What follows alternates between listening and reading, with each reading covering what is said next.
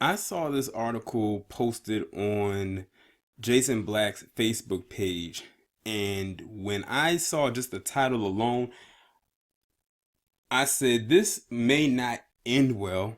And then when I saw what state was enacting this new law, I said it doesn't surprise me what state it was.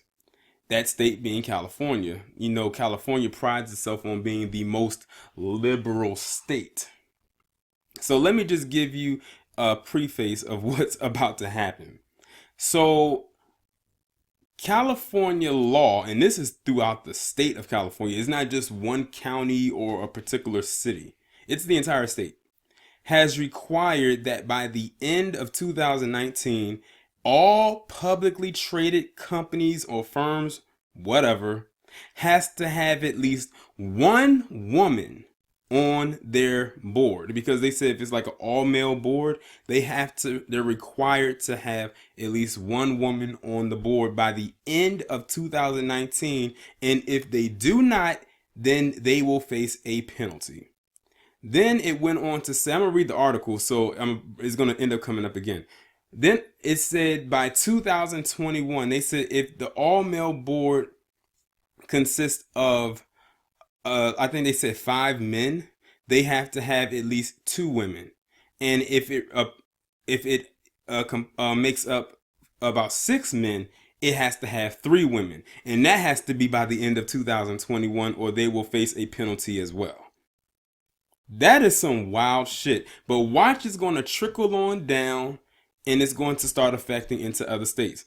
This is not going to bode well at all. Let me give you a little bit of science. And this is not me sounding sexist or misogynistic, so just throw that out of your mind right now. For the most part, men are engineered, hardwired to be logical thinkers. They think about what's the best for the company going forward, or logical thinking in a lot of things, even outside of business. Women, on the other hand, are more emotional thinkers. So they put their feelings into a lot of things, and most likely it may not be for the best of the business. Now, I'm not going to say that every single woman is an emotional thinker, but by them enacting this, they are going to probably put a lot of emotional people on that board. They better be very careful about who they put on that board or who they elect to be on there. But something tells me it's not even going to be up to the board of who gets put there. They're just putting them there because they say, because, oh, women have to be there, so we're just going to put some women there, and they may not even be qualified for the position. Look at Betsy DeVos. They put her in charge of education, and that woman don't know one damn thing about what she's in the position for. They just put her there.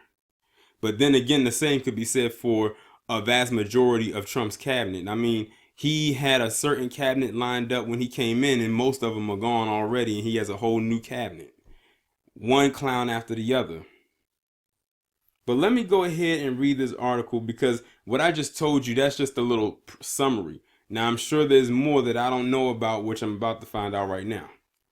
It says California Governor Jerry Brown over the weekend signed a bill into law requiring publicly traded companies headquartered in the state to include women on corporate board of directors.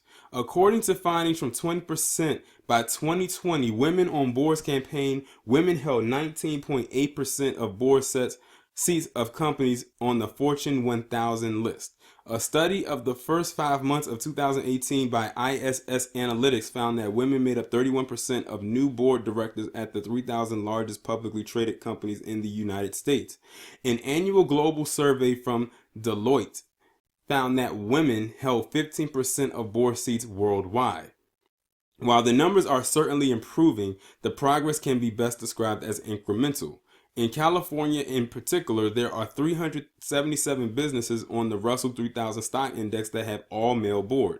And while companies such as Facebook and Tesla each have one female board member in Sheryl Sandberg and Linda Johnson Rice, respectively, they too are going to have to grow their numbers to fall in line with the new law. Now that it's official, the companies that fall under the law's purview will be required to have at least one woman on their boards by the end of 2019. By 2021, at a minimum, there has to be 2 women on boards. that have 5 members and at least 3 women on boards that have 6 or more people. If companies don't follow the letter of the law, these businesses are looking at fines of $100,000 for breaking the rules the first time, then $300,000 if they fail to comply again. But there are questions around whether the bill might run into a few issues that could render it more symbolic than ultimately practical. In his letter accompanying the signed legislation, Brown wrote there have been numerous objections to this bill and serious legal concerns that have been raised. I don't minimize the potential flaws that indeed may prove fatal to its implementation. Nevertheless, recent events in Washington, D.C. and beyond make it crystal clear that many are not getting the message. More than 30 business groups, including the California Restaurant Association and the California Chamber of Commerce, expressed opposition to the bill because, as they wrote in a letter to the state lawmakers, gender is an important aspect of diversity, as are other protected classifications recognized under our laws. We are concerned that mandate under SB 826 that focuses only on gender potentially elevates it as a priority over other aspects of diversity. Even if a company is headquartered in California, it could very well be incorporated in a different state and could argue that it doesn't have to comply with the bill because, technically speaking, according to federal law, it only has to follow the rules of the state where it's incorporated. For example, as cited by the Los Angeles Times, more than 80% of public companies in California on the Ross 3000 list are incorporated in Delaware. In a statement this summer, the bill's author, State Senator Hannah Beth Jackson, said of the impetus behind it, 1/4 of California's publicly traded companies do not have a single woman on their board, despite numerous independent studies that show companies with women on their board are more profitable and productive. With women comprising over half the population and making over 70% of purchasing decisions, their insight is critical to discussions and decisions that affect corporate culture, actions, and profitability. Whether other state or federal representatives will decide to follow suit remains to be seen. If they did, there are other examples they could look to. Norway passed legislation requiring 40% of board seats may be made up of women in 2006. As of 2017, women held 42% of those seats. Countries including Belgium, France, Germany, Italy, India, and Netherlands all have similar laws on the books. But even if there isn't a legal regulatory solution, it seems that it has sparked a conversation around diversity on boards.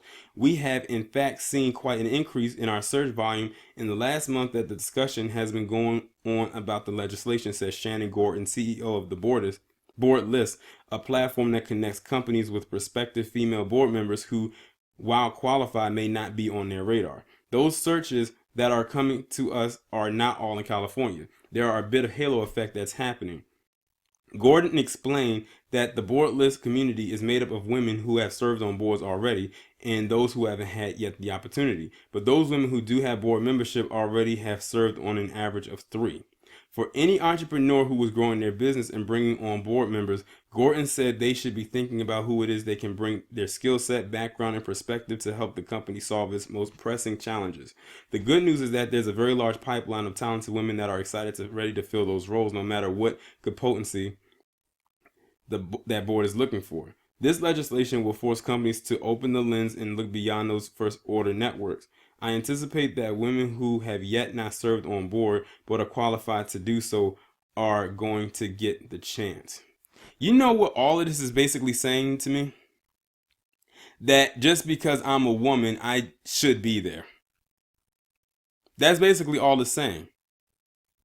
Now, I'm almost certain that a lot of the men that's on that board probably most likely worked their way up to that board, unless it was one of those legacy type of things where they were put in position because of a family legacy type of thing. But they're just putting them, it's almost like they're just putting them there. And I was actually having a conversation with somebody and they said, see how this is exactly how feminism works. It's not just on that base level where it's just the women. It's somebody higher up that's really pulling their strings. But I think most of us already figured that out. But like I said, I don't know if this is going to end well. We'll have to see at the end of 2019. But we'll see what's happening because, like I said, it's always a domino effect. If they can find a way to make it work in one place, they're going to make it work in other places. Like it said in this one, they said that other countries are doing the same thing. So it's starting out in California, and then it's going to trickle on down, and it might end up happening in a state where you live at. Now I have to ask the women in particular, who my female subscribers, do you agree with this? I really want to hear from y'all, since this is more pertaining to your gender. Do you agree with this? And then on top of that, you got to ask yourself another question. They're looking for diversity, but they only said gender diversity. Now it makes you wonder how many black women will be on those boards. Because they said 3 at the max, if it's 6 or more all male boards. Of those 3, will even one of them be a black woman? That's another question. Because they didn't break it down by race, they just broke it down by gender. And we all know white women, they gonna get the first dibs. We already know that. That's a given. But you gotta ask yourself, how many of those women will be black? We know they ain't gonna let more than one be there. That's for certain. But y'all let me know what you think down in the comments. Like, share, subscribe. The link to the article as well as my PayPal, Patreon, and email will be in the description. I'll talk to you in the next one.